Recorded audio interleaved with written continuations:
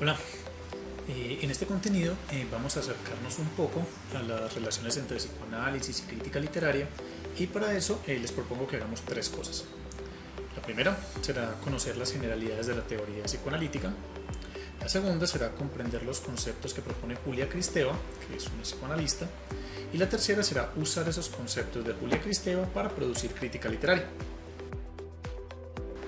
Bien, el psicoanálisis es una teoría creada por el psiquiatra austríaco Sigmund Freud y pues en su práctica médica Freud se interesaba por aquellos pacientes pues, cuyas dolencias no parecían ser un efecto de una alteración física y que no respondían a tratamientos médicos convencionales, ¿cierto?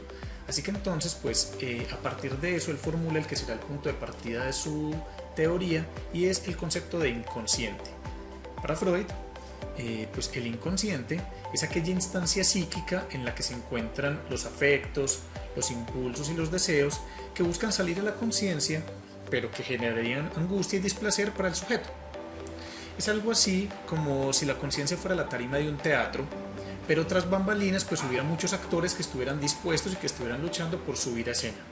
Esta idea generó un cambio de paradigma, una modificación en la manera en la que se comprendían los fenómenos humanos, porque pues las teorías intelectuales de la época partían del hecho de que el comportamiento humano se rige por la razón, se rige por el intelecto y sobre todo se rige por la conciencia.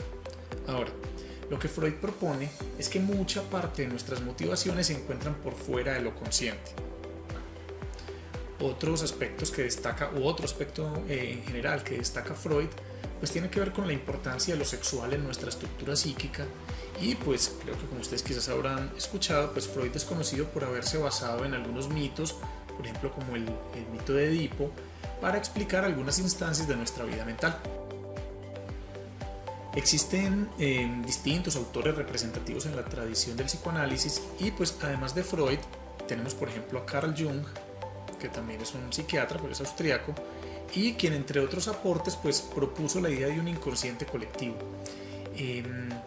La propuesta de Jung es muy interesante, es muy bella.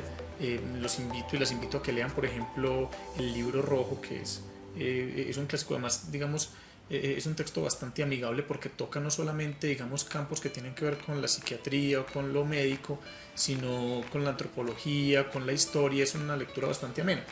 ¿Y qué es lo que hace? Pues Jung encuentra que en los relatos de distintas culturas, es decir, él analiza mitos, leyendas, relatos de distintas comunidades a través de la historia y en distintos lugares del mundo, y él encuentra que estos relatos tienen preguntas comunes. Por ejemplo, ¿qué es la muerte? ¿De dónde venimos? ¿Qué es lo masculino y qué es lo femenino? Y pues a partir de estas preguntas, Jung propone la idea de los arquetipos.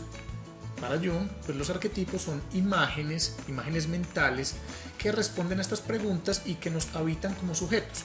Estas imágenes mentales pueden ser rastreadas en estas producciones culturales, pueden ser rastreadas en nuestros textos literarios, en los mitos que nos contamos, en las leyendas que estructuran nuestra cultura. Y pues entonces Jung propone que existe una serie de símbolos que son comunes a todos los sujetos, ¿cierto? Independientemente de que cada uno de los sujetos los pueda experimentar de una manera distinta. También tenemos a Jacques Lacan, que es un psicoanalista francés que continuó la obra de Freud y se interesó por pensar esa dimensión del inconsciente que Freud había pensado, digamos, como si fuera un reservorio de energía psíquica o un reservorio de vivencias que pudieran ser angustiantes para el sujeto. Lacan se interesó por pensar, bueno, listo, ¿cuál será la lógica de ese inconsciente si no lo entendemos como un lugar? Porque será difícil comprender como, bueno, ¿dónde está eso? ¿En el cerebro? ¿En dónde? Lacan no lo intentó entender como un lugar, es decir, no es el inconsciente como un lugar, sino el inconsciente como una lógica, y él va a decir que lo que está en la base del inconsciente es el lenguaje.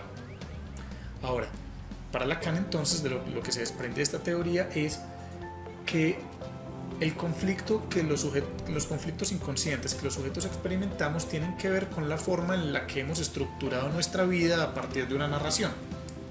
Y él querrá decir, bueno, listo, cómo esas palabras, cómo los relatos, cómo las maneras en las que yo he nombrado mi relación con la realidad, con mi familia, con el trabajo, con mi propio cuerpo, por ejemplo, pues están estructuradas al modo de un relato, y ese relato constituye la realidad psíquica del sujeto.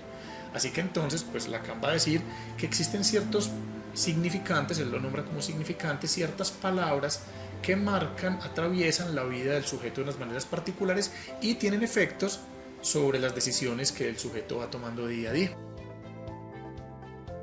Bien, ¿qué tienen en común estos autores?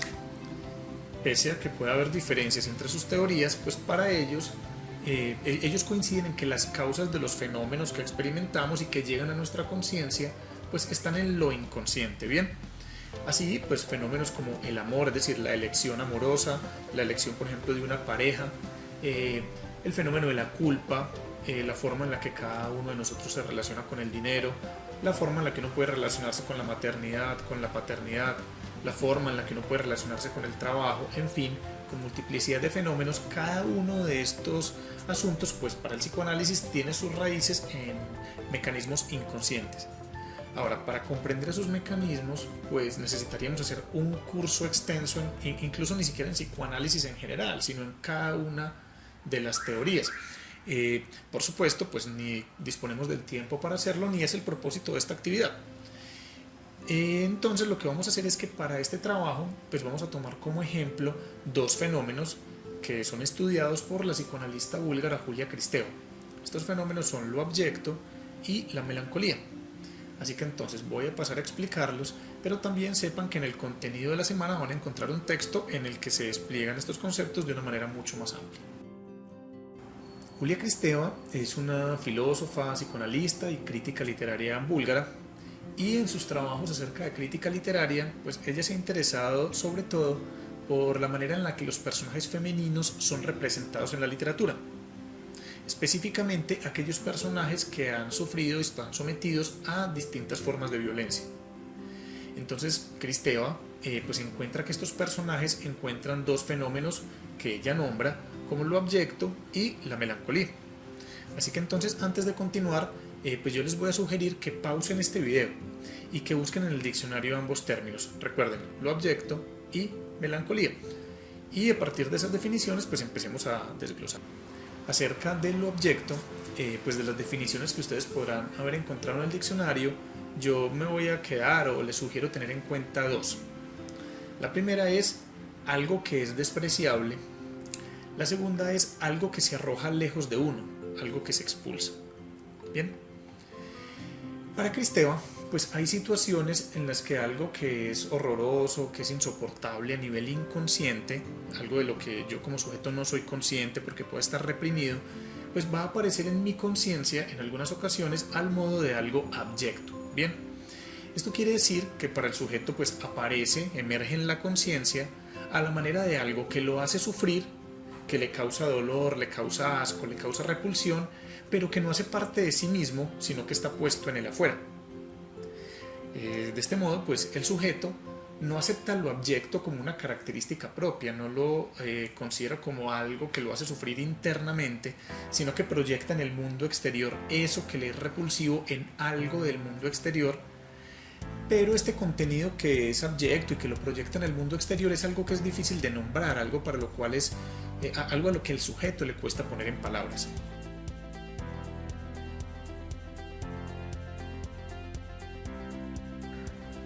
El segundo concepto que Kristeva emplea es la melancolía, y de las definiciones que aparecen en el diccionario yo quiero tomar esta, que me parece además una definición muy bella, además de ser clara me parece una definición muy bella. Nos la define el diccionario como tristeza vaga, profunda, sosegada y permanente, nacida de causas físicas o morales, que hace que quien la padece no encuentre gusto ni diversión en nada.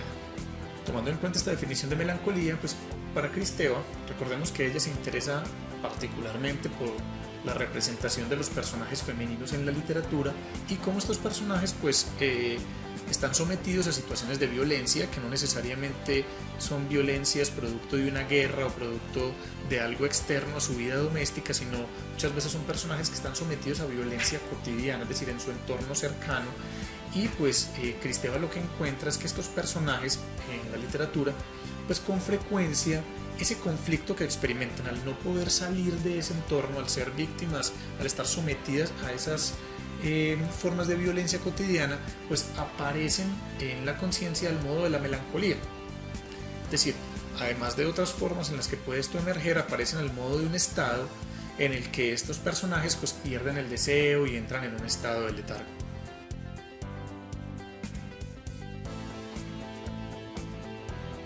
El psicoanálisis se ha relacionado con el arte pues al menos de tres maneras.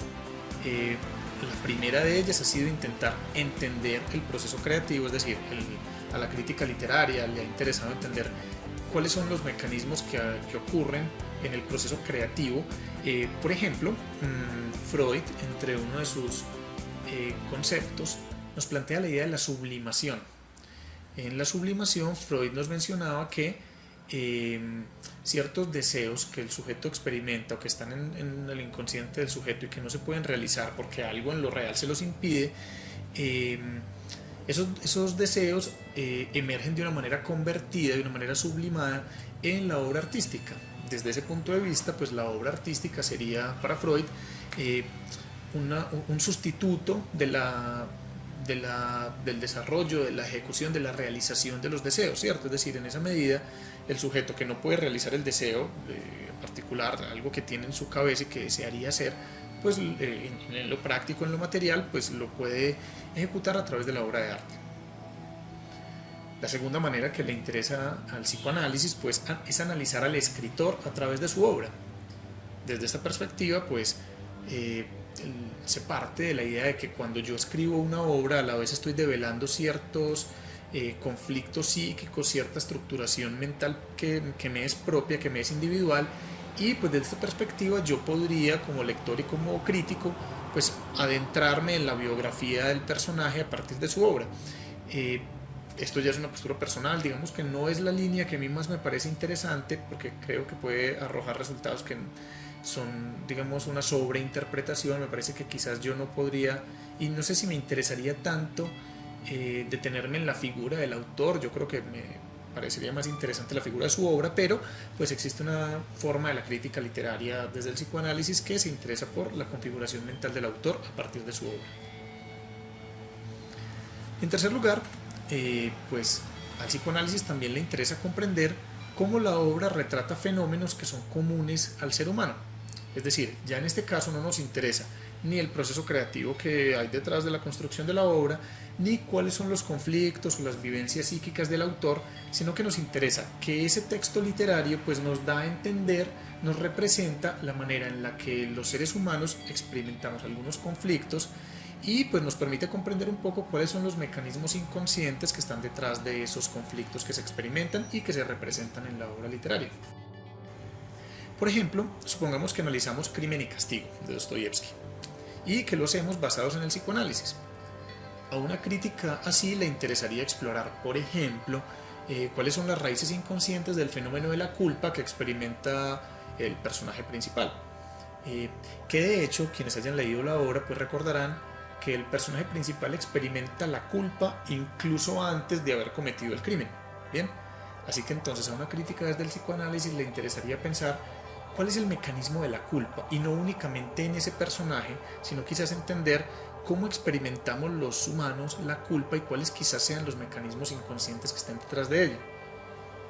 Ahora, supongamos que analizamos Delirio, que es una novela de Laura Restrepo, una escritora colombiana, y pues desde esta perspectiva, desde el psicoanálisis, pues nos interesaría a esa obra en particular, pues acercarnos a partir del fenómeno de la locura, por ejemplo, y comprender pues cuáles son los mecanismos psíquicos, los engranajes que conllevan a que un personaje pues se vuelva loco, ¿cierto? Para no decirlo de otra manera. En la bibliografía complementaria del contenido de esta semana yo les voy a dejar un texto muy interesante, a mí me parece un texto muy interesante. Es un texto en el que Freud pues hace crítica literaria a propósito de un texto, bueno, de un cuento de T.A. Hoffman que se llama El hombre de arena. Y pues a Freud le interesa tomar ese cuento para analizar allí cuáles son los procesos inconscientes que están detrás del fenómeno del terror. Es decir, todos los sujetos, todos los humanos experimentamos o hemos experimentado alguna vez distintas formas del terror o del horror, y a Freud le interesa a partir de este cuento analizar cuáles son esos mecanismos. Bien, se los dejo para que quien quiera profundizar en el tema pues lo pueda hacer. Para acercarnos a este modo de hacer crítica, pues lo que les propongo es que usemos los conceptos que vimos anteriormente de Julia Kristeva, recuerden, lo abyecto y la melancolía, y pues a propósito de estos conceptos, recuerden que ustedes los pueden ampliar leyendo el texto que les dejo también en el contenido. Y pues, ¿qué vamos a hacer con estos dos conceptos? Haremos las siguientes acciones. Primero, vamos a leer un cuento titulado El huésped de Amparo Dávila, también lo encuentran en el contenido. Y una vez lo hayan leído, pues la propuesta que les tengo es que en un video corto, es decir, un video de máximo 3 minutos, ustedes analicen ese cuento, pero lo analicen a partir de los conceptos de Kristeva. Ahora, ¿cuáles serían las preguntas guía para este análisis?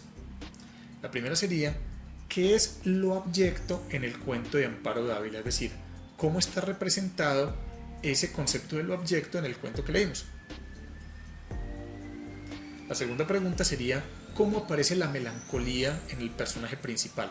Es decir, ¿cuál es la manera en la que ese personaje principal experimenta la melancolía y cuál creen ustedes que es la raíz que está detrás de la melancolía? Es decir, decíamos, por ejemplo, que pues a Kristeva le interesa cómo ese fenómeno aparece en personajes que son o que están sometidas a formas de violencia. Cómo es yo quiero que ustedes se pregunten cómo es la melancolía, cómo aparece la melancolía en este personaje principal. Quiero también que se pregunten si este personaje se entrega o no a esa melancolía. Si para este punto han leído ya el texto, si no lo han hecho posiblemente también lo encontrarán allí. Kristeva se interesa también por preguntarse cómo el personaje se resiste o no a esa idea de la melancolía, es decir, qué hace, cómo reacciona ese personaje a propósito de esa melancolía que experimenta. Bien, con esta teoría pues finalizamos las 3 opciones de crítica literaria que yo les propuse. Recuerden que trabajamos Aristóteles, trabajamos la sociología de la literatura y ahora estamos trabajando el psicoanálisis. Recuerden que para cada una de esas teorías hay una actividad, una sola, ¿bien? Y que es importante que ustedes elijan una sola de esas actividades, la ejecuten y la entreguen. El plazo para realizarla pues va hasta el 5 de noviembre y pues si tienen dudas me pueden escribir. Bien, que estén bien.